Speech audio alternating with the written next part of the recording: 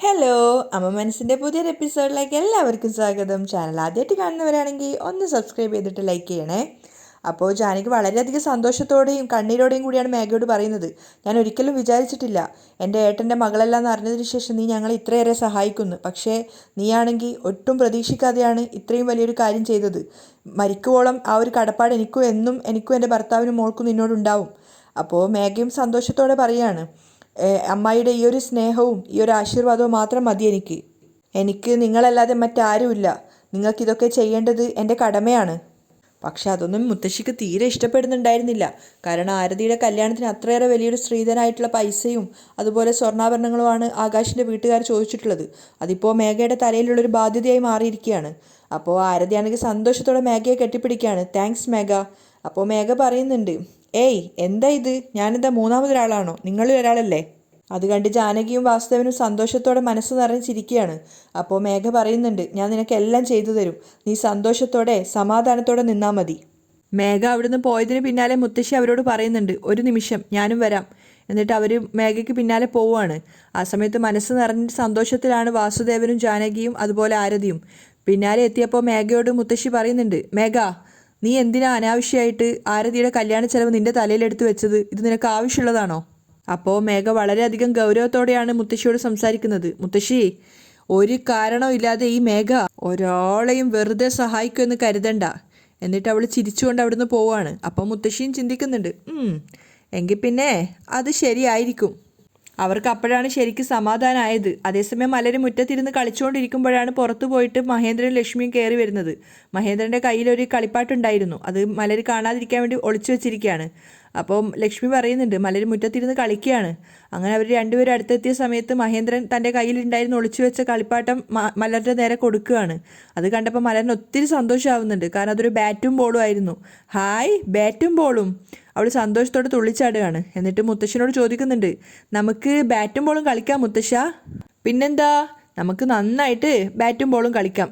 മലർക്കുട്ടി bat ചെയ്തോളൂ, മുത്തശ്ശൻ ball ചെയ്തു തരാം. ശരി മുത്തശ്ശ. അങ്ങനെ ലക്ഷ്മി അവിടെ അവരുടെ കളി നോക്കി നിൽക്കുകയാണ്. അതുപോലെ തന്നെ പ്രിയയും വന്നിട്ടുണ്ടായിരുന്നു. മലര് ബാറ്റ് ചെയ്യുകയും മഹേന്ദ്രൻ ബോൾ ചെയ്ത് കൊടുക്കുകയൊക്കെ ചെയ്യുന്നുണ്ട്. മഹേന്ദ്രൻ ഒരു കൊച്ചു കുട്ടിയെ പോലെ ഓടിപ്പോയി ബോളൊക്കെ എടുക്കുകയാണ്. അപ്പോൾ മലര് അടിക്കുന്ന ബാറ്റ് ചെയ്യുന്നത് കണ്ടിട്ട് പ്രിയയാണെങ്കിലും തുള്ളിച്ചാടുകയാണ് സന്തോഷത്തോടെ. അപ്പം മലര് ലക്ഷ്മിയോട് പറയുന്നുണ്ട്, മുത്തശ്ശിയും പോയിട്ട് ബോൾ എടുത്തു കൊടുക്ക്. അങ്ങനെ ഒരു കീപ്പറായിട്ട് ലക്ഷ്മി നിൽക്കുകയാണ്. മലര് ബോൾ തട്ടിയിടുന്നതിനനുസരിച്ചിട്ട് അവർ രണ്ടുപേരും ബോൾ എടുത്ത് കൊടുക്കുന്നുണ്ട്. പ്രിയയും സന്തോഷത്തോടു കൂടി അതൊക്കെ എൻജോയ് ചെയ്യാണ്. മലര് ബോൾ അടിച്ചപ്പോൾ ഒരുപാട് ദൂരത്തേക്ക് പോകുന്നതനുസരിച്ച് മഹേന്ദ്രൻ എൻകറേജ് ചെയ്തുകൊണ്ടിരിക്കുകയാണ്. ആഹാ, മലർക്കുട്ടി നന്നായിട്ട് ബാറ്റ് ചെയ്യുന്നുണ്ടല്ലോ എന്നൊക്കെ പറഞ്ഞിട്ട്. അപ്പോൾ മലര് പറയുന്നുണ്ട്, ഇനി മുത്തശ്ശൻ ബാറ്റ് ചെയ്യ്, ഞാൻ ബോൾ ചെയ്യാം. മലര് ആദ്യം എറിഞ്ഞ ബോളിൽ തന്നെ മഹേന്ദ്രൻ്റെ ബാറ്റ് അടിച്ചപ്പോൾ നേരെ പോയിട്ട് ലക്ഷ്മിയുടെ കയ്യിലേക്കാണ് വീഴുന്നത്. ഏയ് ക്യാച്ച് എന്നൊക്കെ പറഞ്ഞിട്ട് മലര് മഹേന്ദ്രനെ ഔട്ടാക്കുകയാണ്. ശേഷം മലറിന് തന്നെ ബാറ്റ് കൊടുക്കുകയാണ്. അവൾ വീണ്ടും പോയിട്ട് ബാറ്റ് ചെയ്യുന്നുണ്ട്. പ്രിയയും അവർക്കൊപ്പം കളിക്കാൻ കൂടിയിട്ടുണ്ടായിരുന്നു. ബോൾ പോകുന്ന സമയത്ത് എടുത്തിട്ട് മുത്തശ്ശന് കൊണ്ടു കൊടുക്കുകയും ഒക്കെ ചെയ്യുന്നുണ്ടായിരുന്നു. ആ സമയത്താണ് ചന്ദ്രിക ഓഫീസ് കഴിഞ്ഞിട്ട് അങ്ങോട്ടേക്ക് വന്നിട്ടുണ്ടായിരുന്നത്. അവർ ക്രിക്കറ്റ് കളിക്കുന്നത് കണ്ടിട്ട് സന്തോഷത്തോടെയാണ് ചന്ദ്രിക വരുന്നത്. ചന്ദ്രികയെ കണ്ടപ്പോൾ മലർ പറയുന്നുണ്ട്, മുത്തശ്ശ അമ്മയും വന്നു. ആഹാ, ചന്ദ്രിക, മലർ എത്ര നന്നായിട്ടാണ് ബാറ്റ് ചെയ്യുന്നതെന്ന് അറിയോ? മഹേന്ദ്രൻ മലറിനെ പുകഴ്ത്തുകയാണ്. അപ്പോൾ ചന്ദ്രിക പുഞ്ചിരിച്ചുകൊണ്ട് പറയുന്നുണ്ട്, നിങ്ങൾ കളിക്കുന്നത് കണ്ടപ്പോൾ എനിക്കും ക്രിക്കറ്റ് കളിക്കാൻ വേണ്ടി ഒരു ആഗ്രഹം. അതിനെന്താ, നിനക്കും കളിയിലേക്ക് ജോയിൻ ചെയ്യാലോ എന്ന് മഹേന്ദ്രൻ പറഞ്ഞപ്പോൾ മലര് വേഗം പറയുന്നുണ്ട്, ഇന്ന് അമ്മ ബാറ്റ് ചെയ്തോ? എന്നിട്ട് ബാറ്റ് ചന്ദ്രികയ്ക്ക് കൊടുക്കുകയാണ്. മഹേന്ദ്രൻ എറിഞ്ഞ ബോളിൽ ചന്ദ്രിക സിക്സർ അടിക്കുന്നുണ്ടായിരുന്നു. അതുകൊണ്ട് തന്നെ അവരെല്ലാവരും തുള്ളിച്ചാടുകയാണ്. ആ സമയത്ത് പുറത്തുള്ള ഒച്ചയും ബഹളമൊക്കെ കേട്ടിട്ടാണ് മേഘയും മുത്തശ്ശിയും അങ്ങോട്ടേക്ക് വരുന്നത്. അടുത്ത ബോളിൽ ചന്ദ്രികയെ മഹേന്ദ്രൻ ഔട്ടാക്കുകയാണ്. പക്ഷെ അവരെല്ലാവരും ചേർന്ന് സന്തോഷത്തോടു കൂടി ക്രിക്കറ്റ് കളിക്കുന്നത് കണ്ടപ്പോൾ മേഘയ്ക്കും മുത്തശ്ശിക്കും വല്ലാത്ത അതിശയാണ് തോന്നുന്നത്. അടുത്തതായിട്ട് ചന്ദ്രിക പ്രിയക്കും ബാറ്റ് കൊടുക്കുന്നുണ്ട്. മലരാണ് പ്രിയയ്ക്ക് വേണ്ടിയിട്ട് ബോൾ ചെയ്ത് കൊടുക്കുന്നത്. ചന്ദ്രികയും മഹേന്ദ്രനും ലക്ഷ്മിയൊക്കെ കീപ്പറായിട്ട് നിൽക്കുകയാണ്. അങ്ങനെ പ്രിയയും അവർക്കൊപ്പം ചേർന്നിട്ട് നന്നായിട്ട് പന്ത് കളിക്കുകയാണ്. ആ സമയത്ത് മുത്തശ്ശി ദേഷ്യത്തോടെ മേഘയോട് പറയുന്നുണ്ട്, നോക്ക് മേഘ, വീട്ടിൽ നിന്നും പുറത്താക്കിയതിൻ്റെ ഒരു ഗൗരവവും ഇല്ലാതെ എത്ര ജോളിയായിട്ടാണ് അവർ പന്ത് കളിക്കുന്നതെന്ന്. ഈ വയസ്സിൽ ഇവർക്ക് ഇതിൻ്റെയൊക്കെ വല്ല ആവശ്യമുണ്ടോ? ദേഷ്യത്തോടെയാണ് പിറുവിറുത്തുകൊണ്ട് മുത്തശ്ശി പറയുന്നത്. അതൊക്കെ കേൾക്കുമ്പോൾ മേഘക്കും ദേഷ്യം വരുന്നുണ്ടായിരുന്നു. മേഘയും ദേഷ്യത്തോടു കൂടിയാണ് നോക്കുന്നത്. കാരണം ഇത്രയൊക്കെ ഇവരെ തരം താഴ്ത്തിയിട്ടും ഇവരെ അപമാനിച്ചിട്ട് ഇവരെത്ര സന്തോഷത്തോടെയാണ് ജീവിക്കുന്നത് എന്നുള്ളത് മേഘയെ വല്ലാതെ ദേഷ്യപ്പെടുത്തുന്നുണ്ടായിരുന്നു. അങ്ങനെ പ്രിയയെ ഔട്ടാക്കിയതിന് ശേഷം ചന്ദ്രിക തന്നെ വീണ്ടും ബാറ്റ് ചെയ്യാണ്. ആ സമയത്താണ് സിദ്ധാർത്ഥും അങ്ങോട്ടേക്ക് വരുന്നത്. ഇവരെല്ലാവരും ചേർന്ന് ക്രിക്കറ്റ് കളിക്കുന്നത് കണ്ടപ്പോൾ സിദ്ധാർത്ഥ് വന്നിട്ട് ചോദിക്കുന്നുണ്ട്, എന്താ അങ്കിൾ എന്നെ ഒഴിവാക്കിയിട്ട് നിങ്ങളെല്ലാവരും കൂടെ ചേർന്നിട്ട് സന്തോഷത്തോടു കൂടി ക്രിക്കറ്റ് കളിക്കുന്നതായിട്ടാണല്ലോ എനിക്ക് തോന്നുന്നത് കൊച്ചുമോൾക്കൊപ്പം. അതെ സിദ്ധാർത്ഥ്. എന്നിട്ട് മലറിനോട് ചോദിക്കുകയാണ്, മലർ സിദ്ധുവിനെയും കൂടെ ചേർത്താലോ? ശരി മുത്തശ്ശ, മലർ സന്തോഷത്തോടെ പറയാണ്. അത് കേട്ട് സിദ്ധാർത്ഥും പൊട്ടിച്ചിരിക്കുന്നുണ്ട്. ഏയ് അങ്കിൾ ഞാൻ ബോൾ ചെയ്യാം, നിങ്ങൾ ഫീൽഡിങ്ങിൽ നിൽക്ക് എന്ന് പറഞ്ഞിട്ട് സിദ്ധാർത്ഥ് ബോൾ വാങ്ങിക്കുകയാണ്. ചന്ദ്രിക ബാറ്റ് വേഗം മലറിന് കൊടുത്തിട്ട് മലറിനുള്ള ബോളാണ് സിദ്ധാർത്ഥ് എറിഞ്ഞു കൊടുക്കുന്നത്. അങ്ങനെ അവർ എൻജോയ് ചെയ്തിട്ട് ക്രിക്കറ്റ് കളി വീണ്ടും തുടർന്നുകൊണ്ടിരിക്കുകയാണ്. അങ്ങനെ സിദ്ധാർത്ഥ് എറിഞ്ഞ മൂന്നാമത്തെ ബോളിൽ മലർ പൊന്തിച്ചടിക്കുന്നുണ്ടായിരുന്നു. അപ്പോൾ ആ ബോൾ ക്യാച്ച് ചെയ്യാൻ വേണ്ടിയിട്ട് സിദ്ധാർത്ഥും ചന്ദ്രികയും കൂടെ മേലോട്ടേക്ക് നോക്കിയിട്ടാണ് വന്നിട്ടുണ്ടായിരുന്നത്. അപ്പോൾ അവർ പോലും പരസ്പരം അറിയാതെ ആ ബോൾ എടുക്കാനുള്ള തത്രപ്പാടിൽ രണ്ടുപേരും പരസ്പരം കൂട്ടിയിടിച്ച് നിലത്ത് വീഴുകയാണ്. ബോൾ രണ്ടുപേർക്കും മിസ്സാവുകയാണ്. അതുകൊണ്ട് തന്നെ മലരും അതുപോലെ മഹേന്ദ്രനും ലക്ഷ്മിയൊക്കെ സന്തോഷം കൊണ്ട് തുള്ളിച്ചാടുകയാണ് ആ ബോൾ മിസ്സായത് ഓർത്തിട്ട്. അതേസമയം മേഘയ്ക്കാണെങ്കിൽ വല്ലാത്ത ദേഷ്യം തോന്നുന്നുണ്ടായിരുന്നു അവർ രണ്ടുപേരും പരസ്പരം കൂട്ടിയിടിച്ച് വീണത് കണ്ടിട്ട്. ചന്ദ്രികയും സിദ്ധു ആ മണ്ണിലാണ് വീണിട്ടുണ്ടായിരുന്നത്. അവർ രണ്ടുപേരും എഴുന്നേൽക്കുകയാണ്. അപ്പോൾ സിദ്ധു ചോദിക്കുന്നുണ്ട്, ചന്ദ്രിക നിനക്ക് എന്തെങ്കിലും സംഭവിച്ചോ? ഇല്ല സാർ, എനിക്കൊന്നും പറ്റിയില്ല. സാറിന് എന്തെങ്കിലും പറ്റിയോ? ഏയ് ഇല്ല. സിദ്ധാർത്ഥ ഒന്നും പറ്റിയില്ല എന്ന് പറഞ്ഞ് അങ്ങനെ അവർ വീണ്ടും അവരുടെ കളി കണ്ടിന്യൂ ചെയ്യാണ്. അപ്പോൾ അത് കാണുന്ന സമയത്ത് മുത്തശ്ശി മേഘയോട് പറയുന്നുണ്ട്, ഇതൊക്കെ കണ്ടുകൊണ്ട് നിന്നോ, നമുക്ക് നമ്മുടെ BP ആണ് കയറുക. ആദ്യം പ്രിയയെ ഇങ്ങോട്ടേക്ക് വിളിക്ക്, നമുക്ക് അകത്തേക്ക് കയറിപ്പോവാം. അപ്പോൾ മേഘ ദേഷ്യത്തോടെ തന്നെ വിളിക്കുകയാണ്, പ്രിയ. അപ്പോൾ പ്രിയ പേടിച്ചിട്ട് അങ്ങോട്ടേക്ക് പോകുന്നുണ്ട്. മാത്രമല്ല മേഘയുടെ ആ ഒരു വിളി കേൾക്കുന്ന സമയത്ത് എല്ലാവരും തിരിഞ്ഞു നോക്കുകയാണ് മേഘയെയും മുത്തശ്ശിയെയും. ഇങ്ങോട്ടേക്ക് വാ എന്ന് പറഞ്ഞിട്ട് മകളെ മേഘ വിളിക്കുന്നുണ്ട്. പ്രിയ ആണെങ്കിൽ പേടിച്ചുകൊണ്ട് അമ്മയുടെ അടുത്തേക്ക് പോവുകയാണ്. മേഘയുടെ അടുത്തെത്തിയപ്പോൾ പ്രിയ ചോദിക്കുന്നുണ്ട്, എന്താ അമ്മ, എന്തിനാ അവരുടെ കൂടെ പോയി കളിക്കുന്നത്? ഇനി മേലാൽ അവരുടെ കൂടെ പോയി കളിച്ചാലില്ലേ നന്നായിട്ട് തല്ലുകൊള്ളും എന്ന് പറഞ്ഞിട്ട് കുഞ്ഞിനെ വെറുതെ ദ്രോഹിക്കുകയാണ്. അത് കണ്ടിട്ട് ചന്ദ്രികയ്ക്കും മഹേന്ദ്രനൊന്നും സഹിക്കാൻ പറ്റുന്നില്ല. ഏയ് എന്ന് പറയുന്നുണ്ട്. പക്ഷേ മേഘ പ്രിയയും കൂട്ടിയിട്ട് അകത്തേക്ക് പോവുകയാണ്. ഇവളെന്താ ഇങ്ങനെയൊക്കെ ചെയ്യുന്നത്? മഹേന്ദ്രൻ ലക്ഷ്മിയോട് ചോദിക്കുകയാണ്. അവർക്കതിന് പ്രത്യേകിച്ച് മറുപടിയൊന്നും ഇല്ലായിരുന്നു. അങ്ങനെ അവർ മൂന്നുപേരും അകത്തേക്ക് പോയതിന് ശേഷം സിദ്ധാർത്ഥിനോട് മഹേന്ദ്രൻ പറയാണ് വീണ്ടും ബോൾ ചെയ്യാൻ വേണ്ടിയിട്ട്. അങ്ങനെ അവരവരുടെ ക്രിക്കറ്റ് കളി വീണ്ടും കണ്ടിന്യൂ ചെയ്യുകയാണ്. കുറച്ചു നേരം കൂടെ കളിച്ചതിന് ശേഷം റണ്ണെടുക്കാൻ വേണ്ടി ഓടുന്നതിനിടയിൽ മലർ പെട്ടെന്ന് അവിടെ നിലത്ത് വീഴുകയാണ്. മാത്രമല്ല അവളുടെ മുട്ട് പൊട്ടിയിട്ടുണ്ടായിരുന്നു. എല്ലാവരും ഓടി മലറിൻ്റെ അടുത്ത് വന്നിട്ട് അവളെ ആശ്വസിപ്പിക്കുന്നുണ്ട്. മലരാണെങ്കിൽ കാല് വേദനിക്കുന്നതെന്ന് പറഞ്ഞിട്ട് ചന്ദ്രികയുടെ അടുത്ത് കരയാണ്. അപ്പോൾ മഹേന്ദ്ര സിദ്ധുവിനോട് പറയുന്നുണ്ട്, കാറിൽ ഫസ്റ്റ് എയ്ഡിൻ്റെ ബോക്സ് ഉണ്ടാവും, എടുത്തിട്ട് വാ. സിദ്ധു വേഗം ഫസ്റ്റ് എയ്ഡ് ബോക്സ് എടുത്തുകൊണ്ട് വന്നിട്ട് മലറിൻ്റെ കാലിലെ മുറിവൊക്കെ കെട്ടുകയാണ്. അതിനുശേഷം അവൻ തന്നെ കുഞ്ഞിനെ എടുത്തുകൊണ്ടുപോയി അകത്തേക്ക് കിടത്തുന്നുണ്ട്. ആ സമയത്ത് ജാനകിയും വാസുദേവനും കൂടെ വീട്ടിൽ സംസാരിച്ചിരിക്കുകയാണ്. ജാനകി വാസുദേവനോട് പറയുന്നുണ്ട്, എങ്ങനെയാണ് ആരതിയെ കല്യാണം നടത്തുക എന്ന് ആലോചിച്ചിട്ട് ഞാൻ ആകെ ടെൻഷനായിട്ടിരിക്കുകയായിരുന്നു. പക്ഷേ ഒട്ടും പ്രതീക്ഷിക്കാതെ എല്ലാ ഉത്തരവാദിത്വവും മേഘ ഏറ്റെടുത്തു. സത്യം പറഞ്ഞാൽ ഇപ്പോഴാണ് എനിക്ക് സമാധാനമായത്. അത് കേട്ടിട്ട് വാസുദേവനും സന്തോഷത്തോടെ പറയാണ്, നീ പറഞ്ഞത് സത്യമാണ് ജാനകി. മേഘ ഇത്രയും വലിയൊരു ഉത്തരവാദിത്തം ഏറ്റെടുക്കുമെന്ന് ഞാൻ ഒരിക്കൽ പോലും ചിന്തിച്ചിട്ടുണ്ടായിരുന്നില്ല. നമ്മൾ എന്തൊക്കെ മോശമായ അവസ്ഥയിലൂടെ കടന്നു പോവേണ്ടി വന്നാലും നമ്മൾ ഒരിക്കലും മേഘയെ ഒറ്റുകൊടുക്കരുത്. അപ്പോൾ ജാനകിയും പറയുന്നുണ്ട്, നിങ്ങൾ പറയുന്നത് എനിക്ക് മനസ്സിലാവുന്നുണ്ട് ഏട്ടാ. ആ സമയത്താണ് സിദ്ധാർത്ഥ് അതുവഴി പാസ് ചെയ്ത് വന്നത്. സിദ്ധാർത്ഥിനെ കാണുന്ന സമയത്ത് ജാനകി വിളിക്കുകയാണ്, സിദ്ധു എന്താ അമ്മ, നിനക്ക് നമ്മുടെ കുടുംബത്തിൻ്റെ മേൽ എന്തെങ്കിലും ഒരു ആലോചനയുണ്ടോ സിദ്ധു? ഇപ്പോൾ നമ്മുടെ കുടുംബത്തിൻ്റെ മേൽ എനിക്ക് എന്താ ഉത്തരവാദിത്തം ഇല്ലാത്തതുപോലെ അമ്മയ്ക്ക് തോന്നിയത്? സിദ്ധു തിരിച്ചു ചോദിക്കുകയാണ്. ആരതിയെ പെണ്ണ് കാണാൻ വന്നവർ വീണ്ടും വന്നിട്ടുണ്ടായിരുന്നു, അത് നീ അറിഞ്ഞിട്ടുണ്ടായിരുന്നോ? അതെങ്കിലും എൻ്റെ പൊന്നുമോൻ അറിഞ്ഞിട്ടുണ്ടായിരുന്നോ? ജാനകി പരിഹസിക്കുകയാണ്. അപ്പോൾ സിദ്ധു പറയുന്നുണ്ട്, അവർ വന്നതും അറിഞ്ഞു, പയ്യൻ്റെ വീട്ടുകാർ 200 പവൻ സ്വർണവും 50 ലക്ഷം രൂപയും ചോദിച്ചതും അറിഞ്ഞു. അപ്പോൾ ജാനകി വീണ്ടും പരിഹസിക്കുകയാണ്. ഓ അറിഞ്ഞോ? അപ്പോൾ സാറ് പെങ്ങളുടെ കല്യാണത്തിന് വേണ്ടിയിട്ട് എന്തൊക്കെയാണ് കരുതി വെച്ചിട്ടുള്ളത്? അപ്പോൾ സിദ്ധാർത്ഥ് മുന്നറിയിപ്പ് കൊടുക്കുകയാണ് ജാനകിക്ക്.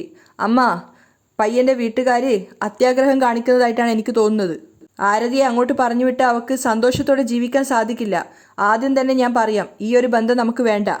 വേറെ ഏതെങ്കിലും നല്ല ബന്ധം വന്നാൽ നമുക്ക് അത് നടത്താം. അത് കേട്ട സമയത്ത് വാസുദേവനും ജാനകിക്കും ദേഷ്യം വരികയാണ്. വായ് മൂടടാ, നിന്നെക്കൊണ്ട് നിന്റെ പെങ്ങളുടെ കല്യാണം നടത്താൻ സാധിക്കില്ല, അത് പറഞ്ഞാൽ മതി. അപ്പോൾ സിദ്ധാർത്ഥ് വീണ്ടും സമാധാനത്തോടെ ജാനകിക്ക് പറഞ്ഞു കൊടുക്കുകയാണ്. അമ്മ, അർഹിക്കാത്തത് നമ്മൾ ആഗ്രഹിക്കാൻ പാടില്ല, അത് നമുക്കൊരിക്കലും സമാധാനം തരില്ല. അപ്പോൾ ജാനകി മകനോട് ദേഷ്യത്തോടെ പറയാണ്, ആദ്യം തന്നെ നിന്റെ ഈ വ്യാഖ്യാനം പറയുന്നത് നിർത്ത്. ആരതിയുടെ കല്യാണത്തിന് മുഴുവൻ പൈസയും സ്വർണവും ഒക്കെ മേഘ തരാമെന്ന് ഏറ്റിട്ടുണ്ട്.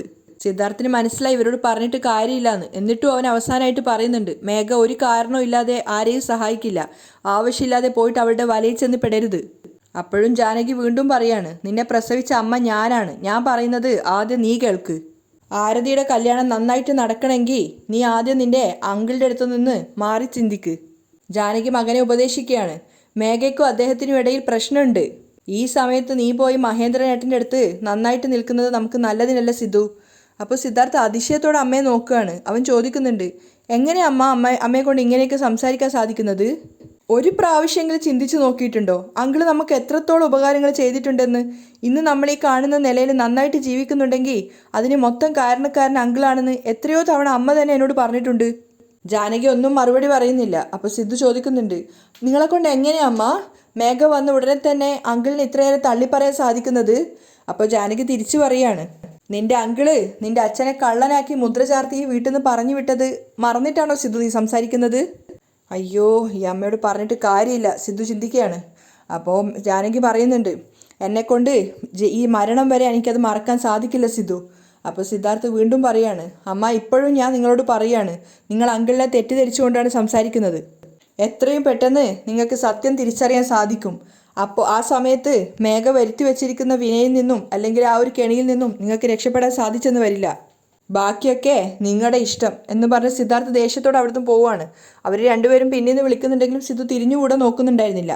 അതേസമയം മുത്തശ്ശി മാല കോർത്തുകൊണ്ടിരിക്കുമ്പോഴാണ് മലര് അതുവഴി നടന്നു പോകുന്നത്. അവളുടെ കാല് വയ്യാത്തത് കൊണ്ട് തന്നെ അവൾ മെല്ലെ മെല്ലെ ഓരോ കാലെടുത്ത് വെച്ച് മെല്ലെ ഞൊണ്ടിയിട്ടാണ് നടക്കുന്നത്. മലർ അടുത്തെത്തിയ സമയത്ത് മുത്തശ്ശി ചോദിക്കുന്നുണ്ട്, മലർ, നീ എന്താ ഇങ്ങനെ ഞൊണ്ടി ഞൊണ്ടി നടക്കുന്നത്? അപ്പം മലര് പറയാണ്, ക്രിക്കറ്റ് കളിച്ചുകൊണ്ടിരിക്കുമ്പോൾ വീണതാ മുത്തശ്ശി, നിലത്ത് വീണപ്പം മുട്ടു പൊട്ടി, അതുകൊണ്ടാ. ആ സമയത്താണ് അലക്കിയ തുണി ആറിയിടാൻ വേണ്ടിയിട്ട് ലക്ഷ്മി അങ്ങോട്ടേക്ക് വന്നിട്ടുണ്ടായിരുന്നത്. അപ്പോൾ ഇവരുടെ സംസാരം കേട്ടപ്പോൾ ലക്ഷ്മി അത് ശ്രദ്ധിക്കുന്നുണ്ടായിരുന്നു. അപ്പോൾ മുത്തശ്ശിയാണെങ്കിൽ ലക്ഷ്മിയെ കണ്ടിട്ടുമില്ല. അപ്പോൾ മുത്തശ്ശി മലറിനോട് പറയുന്നുണ്ട്, ഞാനൊരു കാര്യം പറയട്ടെ, ഈ നടത്തത്തിന് കയ്യിലൊരു പാത്രം കൂടെ വെച്ചിട്ട് ക്ഷേത്രത്തിന് മുന്നിൽ പോയി നിന്നാലേ ആ പാത്രം നിറയെ ഒരുപാട് നാണയങ്ങൾ വന്ന് വീഴും. അത് കേട്ട സമയത്ത് ശരിക്കും ലക്ഷ്മിക്ക് ഷോക്കാവുകയാണ്. തൻ്റെ കൊച്ചുമോളെയാണ് മുത്തശ്ശി പരിഹസിക്കുന്നത്. അവരിങ്ങനെ സഹിക്കാനാവാത്ത ദേഷ്യത്തോടെ നിൽക്കുന്ന സമയത്ത് മുത്തശ്ശി ഇതൊന്നും കാണാതെ മലറിനെ പരിഹസിച്ചിട്ട് കളിയാക്കി ചിരിക്കുകയാണ്. സഹിക്കാനാവാത്ത സങ്കടത്തോടെ ലക്ഷ്മി അലറി വിളിക്കുകയാണ്, ചെറിയമ്മേ. അയ്യോയ്യോ, ഞാൻ പറഞ്ഞത് ഇവളുടെ കാതിൽ വീണിട്ടുണ്ടാവുമോ? മുത്തശ്ശി ഇങ്ങനെ സ്വയം ചിന്തിക്കുകയാണ്. എന്നിട്ടും അവർ വലിയ വിലയൊന്നും വെക്കുന്നില്ല. ലക്ഷ്മി അടുത്തെത്തിയ സമയത്ത് ദേഷ്യത്തോടെ പറയുന്നുണ്ട്, ചെറിയമ്മേ, നിങ്ങൾ വയസ്സിന് മൂത്തയാളല്ലേ, ഇപ്പോഴും ചെറിയ കുട്ടികളോട് എങ്ങനെയാണ് സംസാരിക്കേണ്ടതെന്ന് നിങ്ങൾക്ക് അറിയില്ലേ? കുറച്ചു പോലും അറിവേ ഇല്ല. അവർ ചെറിയമ്മയോട് തട്ടിക്കയറുകയാണ്. പുറത്തെ ശബ്ദവും ബഹളവും കേട്ടിട്ടാണ് ചന്ദ്രികയും മഹേന്ദ്രനും അകത്തുനിന്ന് ഇറങ്ങി വന്നിട്ടുണ്ടായിരുന്നത്. എന്താ കാര്യം അവർക്ക് മനസ്സിലായിട്ടില്ല. ലക്ഷ്മിയാണെങ്കിൽ ദേഷ്യത്തോടെയാണ് നിൽക്കുന്നത്. അപ്പോൾ ചെറിയമ്മയാണെങ്കിൽ പറയുന്നുണ്ട്, വെറുതെ ഒരു തമാശയ്ക്ക് പറഞ്ഞതാ ലക്ഷ്മി, അതിന് നീ ഇങ്ങനെ ദേഷ്യം പിടിക്കണോ? എന്ത് തമാശ? ഇനി ഒരു പ്രാവശ്യം കൂടി എൻ്റെ കൊച്ചുമോളുടെ മുഖത്ത് നോക്കി ഇതുപോലെ സംസാരിച്ചാ അതിനുശേഷം എൻ്റെ മറ്റൊരു മുഖമായിരിക്കും നിങ്ങൾ കാണുക, മനസ്സിൽ വെച്ചോ. ദേഷ്യത്തോടെയാണ് ലക്ഷ്മി സംസാരിക്കുന്നത്. അപ്പോൾ മഹേന്ദ്ര വേഗം അങ്ങോട്ടേക്ക് പോയിട്ട് ചോദിക്കുന്നുണ്ട്, എന്താ ലക്ഷ്മി കാര്യമെന്ന്. നിങ്ങളുടെ ചെറിയമ്മ നമ്മുടെ മലറിനെ നോക്കിയിട്ട് എന്താ പറഞ്ഞതെന്നറിയോ? എന്താ പറഞ്ഞത്? അവളുടെ കാലിന് മുറിഞ്ഞത് കാരണം അവൾ മെല്ലെ മെല്ലെ ഞൊണ്ടിയിട്ടാണ് നടന്നുകൊണ്ടിരുന്നത്. ആ സമയത്ത് കുഞ്ഞിനോട് പറയുക, നീ നിൻ്റെ കയ്യിലൊരു പാത്രവും വെച്ചിട്ട് ക്ഷേത്രത്തിൽ പോയി ഇരുന്നാ ഒരുപാട് നാണയത്തുട്ടുകൾ കിട്ടുമെന്ന്. അങ്ങനെ പറഞ്ഞു ഇവർ. അതിനുശേഷം മഹേന്ദ്രൻ ദേഷ്യത്തോടെ പറയാണ്, ചെറിയമ്മേ, ഞാൻ വിചാരിച്ചിട്ടുണ്ടെങ്കിൽ ഇപ്പം തന്നെ നിങ്ങളെയും മേഘയും ഇവിടുന്ന് പുറത്തേക്ക് പറഞ്ഞു വിടാൻ സാധിക്കും. വെറുതെ പ്രശ്നം ഉണ്ടാക്കേണ്ട, നിയമത്തിൻ്റെ വഴിക്ക് പോട്ടെ എന്ന് വിചാരിച്ചിട്ടാണ്. പക്ഷേ എൻ്റെ ക്ഷമയ്ക്കൊരു പരിധിയുണ്ട്. അത് നശിക്കുന്നത് വരെ നിങ്ങൾ എന്നെ ക്ഷമ പരീക്ഷിച്ചുകൊണ്ടിരിക്കരുത്. അപ്പോൾ ലക്ഷ്മി പറയുന്നുണ്ട്, ഇവരോടൊന്നും സംസാരിച്ചിട്ട് കാര്യമില്ല ഏട്ടാ, മനസാക്ഷി ഇല്ലാത്ത ആൾക്കാരാ എന്ന് പറഞ്ഞിട്ട് മലറിനെയും കൂട്ടിയിട്ട് ദേഷ്യത്തോടെ അവിടുന്ന് പോവുകയാണ്. മലറിനെ നടക്കാൻ അനുവദിക്കാതെ കയ്യിലെടുത്തിട്ടാണ് ലക്ഷ്മി അകത്തേക്ക് പോകുന്നത്. പിന്നാലെ തന്നെ മഹേന്ദ്രനും പോകുന്നുണ്ട്. അവരാ പോകുന്നത് ചന്ദ്രിക നോക്കി നിൽക്കുകയാണ്. ലക്ഷ്മിയാണെങ്കിൽ ദേഷ്യത്തോടെ പിറുപിറുക്കുന്നുണ്ട്, വയസ്സായാലും മനസാക്ഷിയില്ലാത്ത ആൾക്കാരാണ് എന്നൊക്കെ പറഞ്ഞുകൊണ്ട്. ആ സമയത്തും തൻ്റെ മകളെക്കുറിച്ച് പറഞ്ഞതിനാണോ ഇവർ ഇത്രയധികം ദേഷ്യപ്പെട്ടതെന്ന് ഓർത്തപ്പോൾ ചന്ദ്രികയ്ക്ക് വല്ലാത്തൊരു സന്തോഷവും അഭിമാനവും തോന്നുകയാണ്. തനിക്കും ആരൊക്കെയോ ചോദിക്കാനുണ്ടെന്നുള്ളൊരു തോന്നൽ പോലെ. പിറ്റേന്ന് ഓഫീസിലെത്തിയിട്ട് ക്യാബിനിലേക്ക് കയറിയ മേഘ ശരിക്കും ഞെട്ടിപ്പോവാണ്. കാരണം ക്യാബിനിൽ നിറച്ചും പുകയും തീയുടെ ഒരു ഇതൊക്കെ ആയിട്ടാണ് ഉള്ളത്. അപ്പോൾ അവൾ തന്നെ ചിന്തിക്കുന്നുണ്ട്, ഇതെന്താ പൂജാമുറിയാണോ അതോ തീ പിടിച്ചതാണോ? അവൾ നോക്കുന്ന സമയത്ത് ഒരുപാട് ദൈവങ്ങളുടെ പ്രതിമയും വിളക്കൊക്കെ വെച്ചിട്ടുണ്ടായിരുന്നു. അങ്ങനെ അവൾ അവിടുത്തെ ദേഷ്യത്തോടെ നിൽക്കുന്ന സമയത്താണ് കയ്യിലൊരു തട്ടുമായിട്ട് അങ്ങോട്ടേക്ക് ചന്ദ്രിക വരുന്നത്. മേഘ മാഡം, ഇന്നാ പ്രസാദം എന്ന് പറഞ്ഞിട്ട് അത് നീട്ടുന്ന സമയത്ത് മേഘ ദേഷ്യത്തോട് ചോദിക്കുന്നുണ്ട്, നിനക്കെന്താ ഭ്രാന്തായോ? എന്തൊക്കെയാണ് നീ ഇവിടെ കാട്ടിക്കൂട്ടി വെച്ചിരിക്കുന്നത്? ഇത് ഓഫീസാണോ അതോ ക്ഷേത്രമാണോ? എന്തൊക്കെയാണ് ഇവിടെ ഉള്ളത് നീ തന്നെ നോക്ക്. അപ്പോൾ ചന്ദ്രിക മേഘയെ തന്നെ നോക്കി നിൽക്കുകയാണ്. അപ്പോൾ ചന്ദ്രിക പറയുന്നുണ്ട്, നമ്മൾ ജോലി ചെയ്യുന്ന സ്ഥലവും എപ്പോഴും നല്ല ഭയഭക്തിയോടെ വെക്കണമല്ലോ, അപ്പോഴല്ലേ നമ്മുടെ ജോലിയും നന്നായിട്ട് നടക്കൂ. മണ്ണാങ്കട്ട, നിന്നെയൊക്കെ എൻ്റെ ക്യാബിനിൽ വെച്ചാൽ ആദ്യം അടിക്കണം. നിനക്ക് തന്നെ ഇത് കോമഡി ആയിട്ട് തോന്നുന്നില്ലേ? അപ്പോൾ ചന്ദ്രിക ചോദിക്കുന്നുണ്ട്, ഇതിൽ എന്താ കോമഡി ഉള്ളത് മേഘ മാഡം? എനിക്കിങ്ങനെ ചെയ്താൽ നന്നായിരിക്കും എന്ന് തോന്നി, അതുകൊണ്ട് ചെയ്തു. അപ്പോൾ മേഘ പറയാണ്, ഇനി മേലാൽ ഇതൊന്നും ചെയ്യാൻ പാടില്ല, ഈ ക്യാബിനിലും നീ ഉണ്ടാവാൻ പാടില്ല, ഇതൊക്കെ എടുത്തിട്ട് നീ ആദ്യം പുറത്തേക്ക് പോകാൻ നോക്ക്. അപ്പോൾ ചന്ദ്രിക ഒരു വെല്ലുവിളി സ്വീകരിച്ച രീതിയിലാണ് സംസാരിക്കുന്നത്. ഇല്ല മേഘ മാഡം, ഞാൻ നിൽക്കുന്നിടത്ത് എങ്ങനെ ഉണ്ടാവണമെന്ന് ഞാനാണ് തീരുമാനിക്കേണ്ടത്. ഇത് ഞാൻ നിൽക്കുന്ന സ്ഥലമാണ്, ഞാൻ നിൽക്കുന്ന സ്ഥലം ഇങ്ങനെ ആവണമെന്നാണ് എൻ്റെ ആഗ്രഹം. ചന്ദ്രിക ഒരു വെല്ലുവിളിക്ക് തന്നെയാണെന്ന് മേഘയ്ക്ക് മനസ്സിലായി. ചന്ദ്രിക പോയിട്ട് അവളുടെ സീറ്റിലിരിക്കുകയാണ്. അപ്പോൾ മേഘ പെറുവിറുക്കുന്നുണ്ട്. അയ്യോ, ഇങ്ങനെയുള്ളൊരു ഭ്രാന്തിയുടെ കൂടെ എങ്ങനെയാണ് ജോലി ചെയ്യുന്നത്? ആദ്യം തന്നെ സീറ്റ് മാറ്റണം. അതിനുശേഷം ഒരു സ്റ്റാഫിനെ വിളിച്ചു വരുത്തിയിട്ട് ചന്ദ്രികയുടെ സീറ്റ് മാറ്റാൻ വേണ്ടിയിട്ട് ആവശ്യപ്പെടുകയാണ്. അപ്പോൾ അയാൾ മേഘയോട് പറയുന്നുണ്ട്, സോറി മാഡം, ത്യാഗരാജൻ സാറ് ചന്ദ്രികയുടെ സീറ്റ് മാറ്റരുതെന്ന് എന്നോട് കൽപ്പിച്ചിട്ടുണ്ട്. അവർ ഇവിടെ തന്നെ ഉണ്ടാവണം എന്നാണ് പറഞ്ഞിട്ടുള്ളത്. അപ്പോൾ മേഘ പറയാണ്, വാട്ട് നോൺസെൻസ്, ഓഫീസിൽ ഇത്രയധികം സ്ഥലമുള്ളപ്പോൾ ചന്ദ്രിക ഇവിടെ തന്നെ ഇരിക്കണം എന്ന് എന്തിനാണ് വാശി പിടിക്കുന്നത്? സോറി മാഡം, എനിക്ക് സാറിനോട് സംസാരിക്കാനുള്ള ധൈര്യമില്ല. നിങ്ങൾ തന്നെ പെർമിഷൻ വാങ്ങിത്തരുവാണെങ്കിൽ ഞാൻ ചെയ്തോളാം. ഞാൻ അവരുടെ ക്യാബിൻ മാറ്റാം മാഡം. അപ്പോൾ ശരി, നിങ്ങൾ പൊയ്ക്കോ എന്ന് പറഞ്ഞിട്ട് അയാളെ പറഞ്ഞു വിടുകയാണ്. അതിനുശേഷം ചന്ദ്രികയോട് പറയുന്നുണ്ട്, ചന്ദ്രിക, നിനക്ക് എൻ്റെ സ്വഭാവം നന്നായിട്ട് അറിയാം. ഇതുപോലെ ഇൻഡീസൻ്റ് ആവുന്നതൊന്നും എനിക്ക് തീരെ ഇഷ്ടമല്ല. ഡീസൻ്റ് ആണെങ്കിൽ മാത്രം ഈ ക്യാബിനിൽ ഇരുന്നാൽ മതി, ഇല്ലെങ്കിൽ നിൻ്റെ പഴയ വർക്ക് പ്ലേസ് തന്നെ പൊയ്ക്കോ. അപ്പോൾ ചന്ദ്രിക തിരിച്ചു പറയാണ്, ഇല്ല മേഘ മാഡം, ഇനി അങ്ങോട്ട് ഞാൻ ഇവിടെ തന്നെയാണ് ഉണ്ടാവുക. ചന്ദ്രികയുടേത് ഒരു വെല്ലുവിളിയുടെ ശബ്ദമാണെന്ന് മേഘയ്ക്ക് തിരിച്ചറിയാൻ സാധിക്കുന്നുണ്ടായിരുന്നു. അപ്പോൾ ചന്ദ്രിക പറയുന്നുണ്ട്, ത്യാഗരാജൻ സാറും മഹേന്ദ്രൻ സാറും എന്നോട് ഇവിടെ തന്നെ ഉണ്ടാവണമെന്നാണ് പറഞ്ഞിട്ടുള്ളത്. ഞാൻ ഇവിടെ തന്നെ ഇരുന്നിട്ടാണ് ജോലി ചെയ്യാൻ പോകുന്നത്. അപ്പോൾ മേഘ ദേഷ്യത്തോടെ പറയാണ്, അയ്യോ ദൈവമേ, എൻ്റെ തലയിലെഴുത്ത്. മേഘ വല്ലാതെ ഇറിറ്റേഷൻ ആയിരുന്നു. പക്ഷെ അത് കണ്ടിട്ടൊന്നും ചന്ദ്രയ്ക്ക് ഒരു കൂസലും ഇല്ല. അവൾ അവളുടെ ജോലിയിലേക്ക് കയറുകയാണ്. അവിടെയാണ് ഇന്നത്തെ എപ്പിസോഡ് വൈൻഡപ്പ് ചെയ്യുന്നത്.